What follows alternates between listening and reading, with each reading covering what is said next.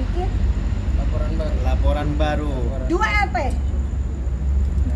Jadi intinya seperti ini teman-teman. Jadi Boleh. kita buat laporan baru ini sebenarnya realisasi apa yang waktu pernah Doktif bilang di konpres, bahwa ada pasal-pasal yang akan ditambahkan dari laporan sebelumnya.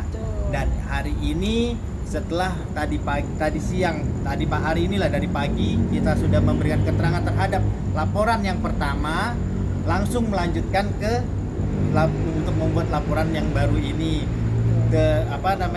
terkait dengan pasal-pasal tambahan yang sudah kita pernah bicarakan waktu di konpres. Salah satunya mungkin ada yang teman-teman pernah masih ingat lah gitu kan. Dan satu lagi yang bisa mungkin saya coba tambahkan, bahwa salah satu yang pasal yang kita laporkan ini tentang pencemaran nama baik. Oleh siapa? Pencemaran nama baik. Tertujunya ke siapa? Terlapornya siapa? Terlapornya biar Doktif aja ya. Terlapor ada beberapa ya. Ada beberapa nama. Yang Nanti jelas kita yang lihat. dalam Enggak, inisial aja, Bang. Inisial aja, Bang. Inisial boleh, Kan Bang. harus, yang penting udah jelas, Bang. orang-orang yang sama dalam kejadian malam itu. Artis salah satunya ada? Enggak ada. Tidak ada. Inisial aja siapa, Dok? Inisialnya? aja, Dok. Mungkin nanti Pak Disebutin Ade aja, Ari Bang. mungkin ya. Ini udah pagi soalnya, Bang. Kan SS dan karyawan-karyawannya ya. Oke.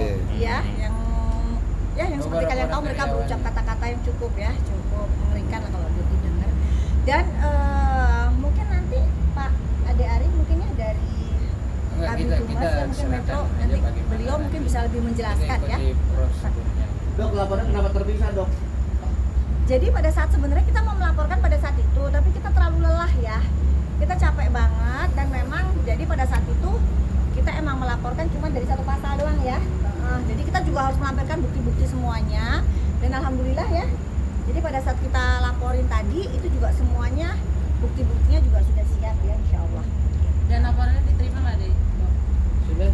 Alhamdulillah. Rabbil alamin. Nomor LP-nya berapa, Bang? Boleh dikasih lihat bang? Jangan. Boleh dong. Nanti mungkin yang dari Pak Ade Ari mungkin. Enggak, ada biasanya video kan aja. kalau laporan itu ada bukti nomor surat. laporannya, Ada surat semuanya, laporannya ada berapa semua, gitu. Mungkin dikasih lihat aja kali dong. Enggak. Bukti laporannya aja, Dok. Kenapa? Bukti laporan. Ada bukti laporannya ada. Ada nanti mungkin Takutnya besok mungkin. dipertanyakan, Dok. Enggak. Masalahnya. Nanti mungkin teman-teman mungkin bisa nanya ke itu Humas Polda besok ya. Dari hari ini mungkin bisa. Dok, tadi kan sempat ada lawyer di sana ya, Dok. Di mana? Di acaranya SS itu kan ada lawyer ya, yang katanya kan lawyer barunya. Oh, beliau ini sudah berstatement ya. Oh, beliau iya. Oh, berarti dari lawyer sebelumnya sudah Dan ada lawyer sebelumnya pencabutan gimana? kuasa ya? Sudah ada pencabutan kuasa. Oke. Nah, Dok katanya kan lebih mementingkan untuk tabayun, Iya. duduk bareng. Sedangkan dokter bilang kan mau damai nih kan. Seperti apa menanggapinya? Terlambatkah sekarang? Apa bagaimana, Dok? Mungkin ada yang mau bicara? Ya, kita intinya menghormati dan menghargai proses hukum biar Kalau kesadaran. Doktif tetap menjalani proses hukum yang berjalan, yang berlaku di Indonesia. Ya Teh ya? Betul nggak Teh? Berarti Berarti tak dalam ada artian tabayun. Kita ikutin prosedur yang Berarti berjalan. dalam artian sebagai manusia biasa tetap memaafkan, tapi untuk proses hukum tetap berjalan. Kalau memaafkan mungkin sejak saat itu malam itu sih sudah Doktif maafkan ya, tapi untuk proses hukum tetap berjalan. Yang Doktif inginkan tetap berjalan. Ada mau tambahan nggak informasi? Boleh dong. Kasihan nih buat teman-teman ya. Bakalan kesini lagi dong insya Allah. Bakalan laporin lagi. Siapa lagi, Dok? Orangnya sama lagi kok, Dok? Hah? Nggak, kalau ini berbeda ya, tapi clue-nya aja ya dikit ya. Dokter kalau panjang lebar jangan ditanyain ya, jangan dipancing-pancing ya. Profesinya dokter, udah itu aja. Udah cukup, jangan Udah di cukup. blending lagi. Jangan di-blending lagi, udah cukup itu ya. Profesinya dokter sendiri ya. Dok, berarti sedikit mempertegas ini laporannya sebenarnya masih seputaran SS juga ya? Maksudnya yang sekarang, Kejadian Dokter? di tanggal 17 Ya. Januari. Iya, betul. Ya, tapi masih laporannya masih sekitaran itu ya, bukan Sekitaran ini. Masih bukan orang yang berbeda gitu ya intinya. orang yang hadir di malam itu yang jadi terduga pelaku. Iya. Dok, kalau dilihat kan ini pada akhirnya berkubu-kubu ya, Dok, pada akhirnya kan bahkan kubu sana berbicara ada pembelaan segala macamnya. Dokter benar gak sih bahwa hal ini sebetulnya ada sesuatu sebetulnya di balik semua ini?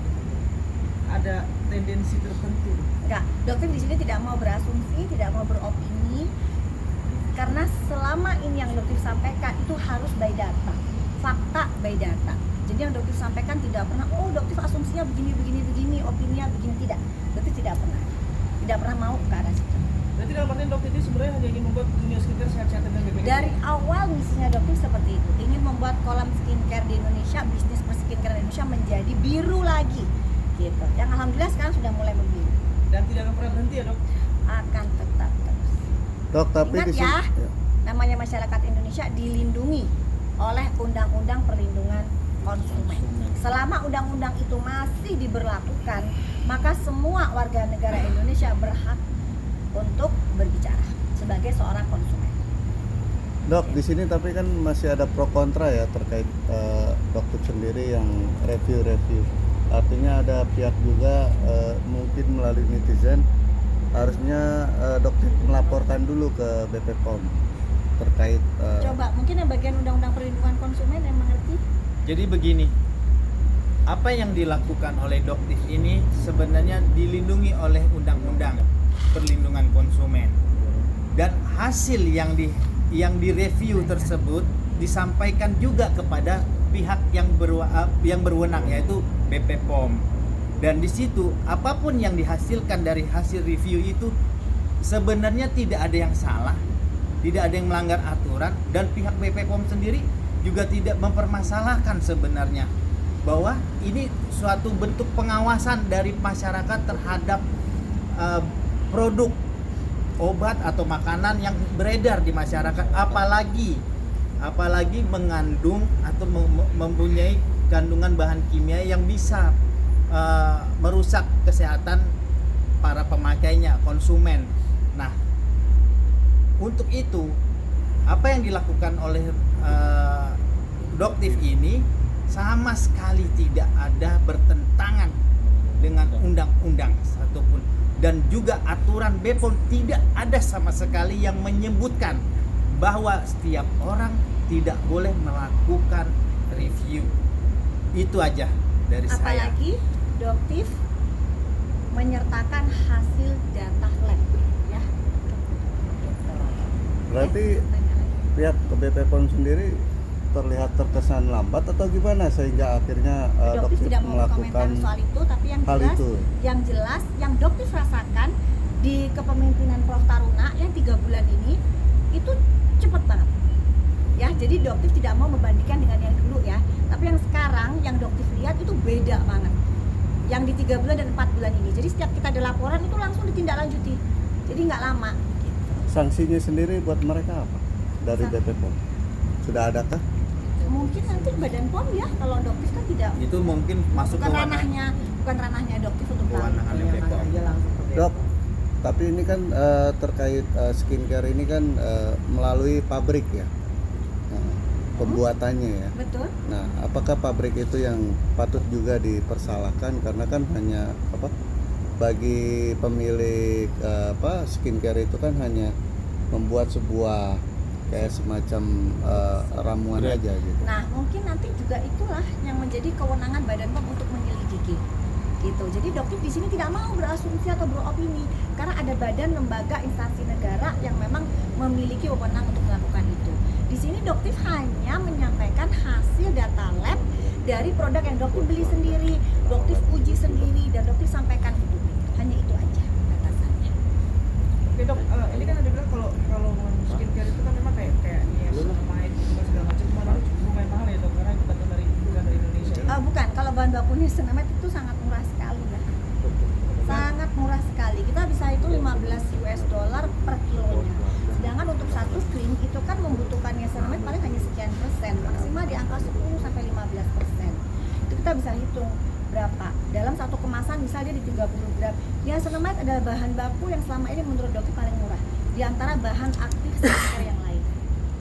Berarti dalam artian sebetulnya sesungguhnya untuk membuat skincare itu yang sehat pun nggak terlalu mahal itu, seperti itu. Jadi tergantung racikannya. Kalau misalnya dia mengandung banyak bahan aktif, apalagi bahan aktifnya termasuk kategori yang memang lumayan agak tinggi harganya, ya itu mungkin bisa jadi agak lumayan tinggi. Tapi kalau misalnya kandungannya hanya berkutat di seputar niacinamide dan bahan-bahan yang ya mungkin agak sulit ya dokter jelasin di sini, tapi yang jelas harga niacinamide memang di kisaran 15 US dollar lebih. Ya. Tapi intinya dokter tidak akan pernah berhenti ya dok untuk Insya Allah membantu tidak. agar lebih baik ya. Iya, insya Allah tidak. Dan mohon doanya ya, mohon doanya juga teman-teman wartawan dan masyarakat Indonesia untuk mengawal ya, betul ya, untuk mengawal kasus ini karena kita melihat emang cepat banget kerjanya. Dok, gimana tapi hari ini yang di sana lagi event nih, lagi happy dokter. Wah, Seperti apa nih dokter? Nggak Melihatnya? apa-apa sih, karena kan masing-masing orang punya usaha masing-masing ya. Jadi mungkin ya itu salah satu usaha yang ingin beliau tekuni ya silakan. Dokter tidak ingin ikut campur di bisnis itu, silahkan.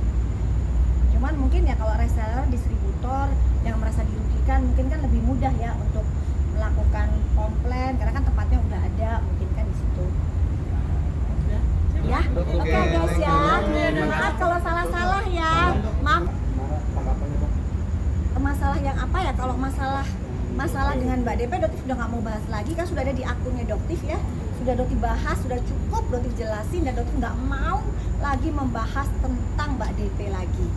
Ya, dan yang jelas yang tadi Doktif rasakan pada saat Doktif di mana ini? Pada saat tadi itu sebelumnya Di Krimum. Iya, di Krimum ya tadi ya melakukan BAP itu Doktif juga tidak ada masalah pada saat menggunakan topeng. Jadi untuk Karen Delano ya, jadi bahkan kepolisian pun tidak melarang Doktif menggunakan topeng pada saat pemeriksaan. Jadi di sini adalah kebebasan berekspresi dari seluruh warga negara Indonesia, ya.